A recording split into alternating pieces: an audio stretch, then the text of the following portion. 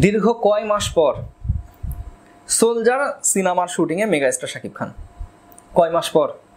সেই কোরবানি ঈদের আগে সিনেমার শুটিংয়ে অংশ নিয়েছিলেন মেগাস্টার শাকিব খান।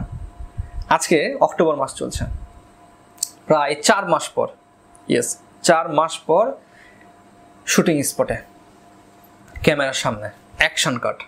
আমরা এই বিষয়ে কথা বলবো। তার আগে শাকিব ভাই, আপনার জন্য শুভকামনা। আপনার সোলজার সিনেমা 259তম সিনেমা, মেবি 259 কি 58 এরকম, কারণ এর আগেই 250টা পার হয়েছিল শাকিব খানের। তা আপনারা একটু যারা রিয়েল শাকিবিয়ান আছেন, প্রকৃত, তারা একটু জানাবেন এটা কততম সিনেমা হতে চলেছে। 58, 59 এরকমই হবে। তো সোলজার সিনেমাতে শাকিব খান, এটা যেহেতু দেশপ্রেমিকের সিনেমাটা দেশপ্রেমিকের সিনেমা। এর আগে আমি দেখেছিলাম নায়ক আমাদের যে মহানায়ক মান্না বিদ্রোহী যে সিনেমাটি, যেখানে দেশপ্রেমিকের আলাদা একটি গল্প ক্যাচ করে পুরো দর্শককে মাতিয়ে রেখেছিল। তো শাকিব খানের যে সোলজার সিনেমা, এটা কতটুকু দেশপ্রেম বা দেশভক্তিটাকে তুলে আনতে পারবে, আমরা এই বিষয়ে কথা বলবো। তার আগে কিছু কিছু বিষয় আপনাদেরকে মনে করিয়ে রাখা ভালো। এখনো যদি আপনারা মনে করেন যে এরকম দাড়ি লাগিয়ে কাউকে রাজাকার বানাবো, তাহলে আপনার সিনেমা ফ্লপ হবে। আপনি যদি মনে করেন যে এই সিনেমাতে মাথায় টুপি দিয়ে মসজিদের হুজুরকে খারাপ বানাবো, তাহলে আপনার সিনেমা ফ্লপ হবে বর্তমান সময়ে।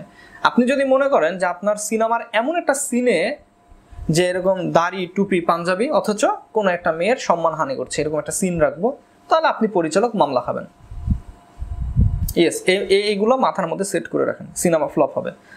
বর্তমান সময়ে ওই 71 সালের ওই শব্দটা সাধারণ মানুষ মুতে ভাসিয়ে দিয়েছে। ওই শব্দের ওপরে আর ইমোশন চলবে না। শব্দ, কোন শব্দ? সরকার পতনের যে শব্দটা রাজাকার, এই শব্দ আর চলবে না। তাহলে দেশপ্রেম, সোলজার সিনেমা, আমরা যতটুকু জানি, যে যতটুকু আমরা পরিচালক প্রযোজক মারফত, সোশ্যাল মিডিয়া মারফত যেগুলো তারা আর কি বয়ান দিয়েছে, সব কয়টাকে এক জায়গাতে করে তথ্য নিয়ে যদি কথা বলি, তাহলে সোলজার সিনেমা হচ্ছে দেশপ্রেমিক, দেশের গল্প, প্রশাসনের গল্প, যেখানে শাকিব খান একজন স্পেশাল অফিসার, এরকম একটি রোলে তিনি অভিনয় করছেন এবং দেশের বিশেষ বাহিনীর মধ্যে ঘটে যাওয়া কয়েকটা গুরুত্বপূর্ণ ইস্যুকে সিনেমার পর্দায় তুলে আনা হবে এবং খুঁটিনাটি বিষয় সেগুলোকে পর্যালোচনা করে শাকিব খান বলা যেতে পারে ক্যামেরার সামনে হাজির করবেন, বা এমনও হতে পারে যে ওই ইস্যুগুলোর মধ্যেই শাকিব খানের ক্যারেক্টার থেকে গেল, দেশপ্রেমের গল্প হতেই পারে। তা আমরা এই বিষয়ে অনেকগুলো সিনেমায় দেখেছি। রিসেন্ট যে সিনেমা গেল শাহরুখ খানের জওয়ান মুভি একটি দেশপ্রেমিকের গল্প। একজন সোলজার, তিনি অন্যায়ের প্রতিবাদ করতে গিয়ে তার ফ্যামিলি, বাচ্চা হারিয়ে ফেলে। পরবর্তীতে তার বাচ্চা, তিনি প্রশাসনে, শাহরুখ খান, এবং তার বাবা, সেও জীবিত থাকে। সিনেমাতে সুপার ডুপার ব্লকবাস্টার হিট, দেশের অন্যায় অপরাধকে তুলে ধরার চেষ্টা করে। সেই জওয়ান মুভির আলোকেই কিন্তু তাণ্ডবটাকে সাজাতে গিয়েছিল, কিন্তু তাণ্ডব হয়ে গিয়েছিল সস্তা ক্যাসেট, সস্তা, পারে না ঠিকভাবে ম্যাচিং করতে পারে না তাণ্ডব। সোলজার নিয়েই কথা বলি। সোলজারের নায়িকা আমরা শুনছিলাম পাকিস্তান থেকে হানিয়া আমির, ভারত থেকে ইদিকা পাল বা অন্য কেউ, বা বাংলাদেশের কেয়া পায়েল, তানজিন তিশা। তো নায়িকার যে ব্যাপারটা, সেটা এখনো নিশ্চিত। গতকালকে শুধু শাকিব খান ক্যামেরার সামনে আসছেন, শুটিংয়ে এন্ট্রি নিয়েছেন তিনি। আজকে তার একটা অফিসিয়াল পোস্টার আসার কথা রয়েছে, এখনো আসে নাই, চলে আসবে।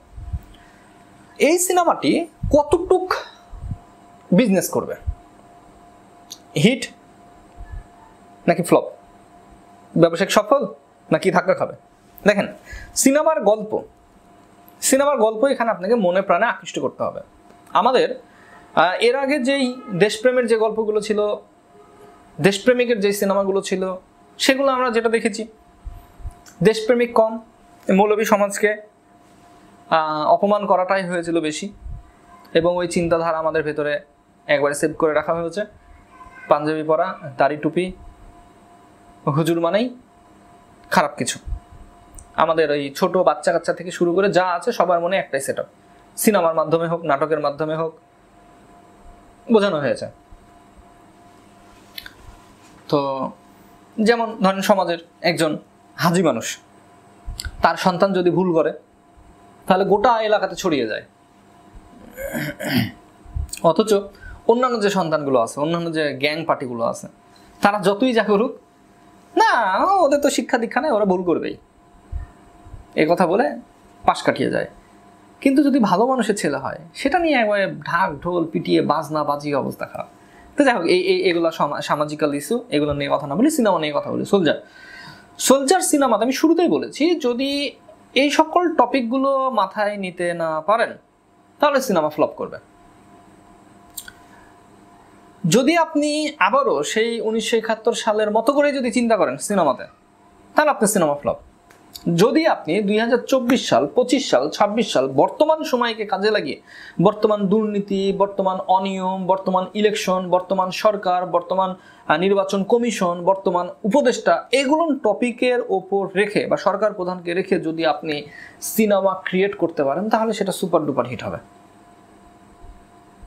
একটা ভাঙাচোরা দেশ কিভাবে পুনর্গঠন করা যায়, কিভাবে যুব সমাজকে প্রতিষ্ঠিত করা যায়, কিভাবে যুব সমাজকে কাজে লাগিয়ে দেশের উন্নতি করা যায়, এ ধরনের টপিকে যদি আপনি সিনেমা করেন, অবশ্যই এগুলো দেশপ্রেম, দেশের প্রতি ভালোবাসা, দেশের জন্য ভালোবাসা, দেশের জন্য ভালো কাজ, এগুলো তো দেশপ্রেম।